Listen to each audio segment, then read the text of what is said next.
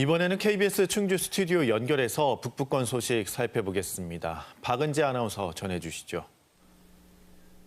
네, 충주입니다. 충북의 첫 공공산후조리원이 올 상반기 제천에 문을 열 예정이었는데요. 시설 공사는 차질 없이 진행 중인데 운영할 기관을 찾지 못해 제동이 걸렸습니다. 보도에 진희정 기자입니다. 다음 달 준공을 앞두고 막바지 공사가 한창인 충북 첫 공공산후조리원입니다.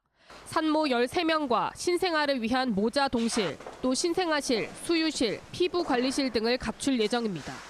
시설 이용료는 2주 기준 200만 원 안팎으로 전국 평균의 절반 수준입니다. 첫째 때는 아예 산후조리원이 없으니까 산후조리원이 있는 원주로 가서 분만했었는데 지금 산후조리원이 생긴다는 것 때문에 사실 제천에서 분만을 결정한 게. 올 상반기 운영이 목표였지만 개원이 7, 8월로 미뤄졌습니다. 지역의 분만 산부인과가 한 곳뿐이고 산후조리원은 아예 없어 경험 있는 전문 운영기관을 찾기 어려워서입니다. 자치단체가 지원하는 공공시설이다 보니 큰 수익을 내기 어렵다는 것도 위탁을 꺼리는 이유로 꼽힙니다.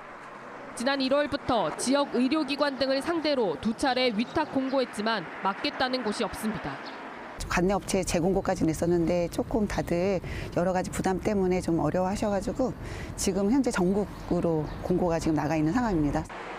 일부 지역이 적자 등으로 운영을 포기하거나 중단한 사례를 반복하지 않으려면 안정적인 지원이 우선이라는 의견이 나옵니다.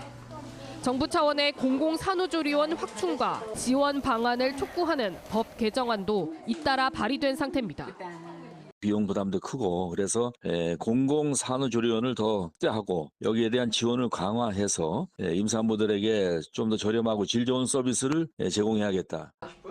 공공산후조리원이 민간보다 저렴한 가격에 우수한 서비스로 안착할 수 있기 위한 대책이 시급합니다. KBS 뉴스 진희정입니다. 충주시의회 제292회 임시회가 오늘 사흘 일정으로 개회했습니다. 첫날 본회의에서 김자훈 의원은 호암지 생태관광 활성화를, 박혜수 의원은 스마트팜을 활용한 고추냉이 재배 등을 제안했습니다. 이번 임시회에서는 충주시 청년 기본조례 일부 개정안 등 조례안 13건과 지방자치단체 정원 개정 촉구 건의안 등 기타 안건 6건이 처리됩니다. 제천시가 대기질 개선을 위해 탄소 중립 포인트제를 운영합니다. 12인승 이하 비사업용 차량 운전자는 주행거리 감축 실적에 따라 연말에 최대 10만 원을 받을 수 있습니다. 가정이나 상가 등도 전기, 상수도, 도시가스 사용량을 2년치 평균보다 15% 이상 줄이면 6개월마다 5만 원씩 지원됩니다. 차량 분야는 오는 20일까지, 에너지 분야는 수시로 탄소 포인트제 누리집이나 각 행정복지센터에 신청하면 됩니다. 음성군이 일손이 부족한 농가를 지원하기 위해 종합대책을 추진합니다.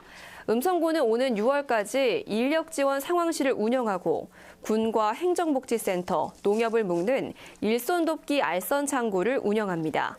또 외국인 계절 근로자는 지난해보다 50명 많은 600여 명을 지원하고 해외 자치단체와 업무 협약과 결혼 이민자 가족 초청 등 인력 도입 방안을 다각화합니다. 이와 함께 도시의 유휴 인력을 활용하는 충북형 도시농부 사업도 적극 운영합니다. 한국소비자원이 시중에 유통되는 육포 18가지 제품을 조사한 결과 1일 영양성분 기준 나트륨 함량이 117에서 248mg으로 2배 이상 차이가 났습니다. 당류도 함량은 평균 2g이었지만 제품 간 11배 격차가 있었습니다. 병원성 미생물, 식품 첨가물 등 안전성은 모두 기준에 적합했지만 한 가지 제품에서 곰팡이가 확인돼 리콜과 품질 관리 개선을 권고했습니다. 또 일부 제품은 영양 성분 등 소비자 주의사항 표시를 개선해야 할 것으로 나타났습니다. 지금까지 충주에서 전해드렸습니다.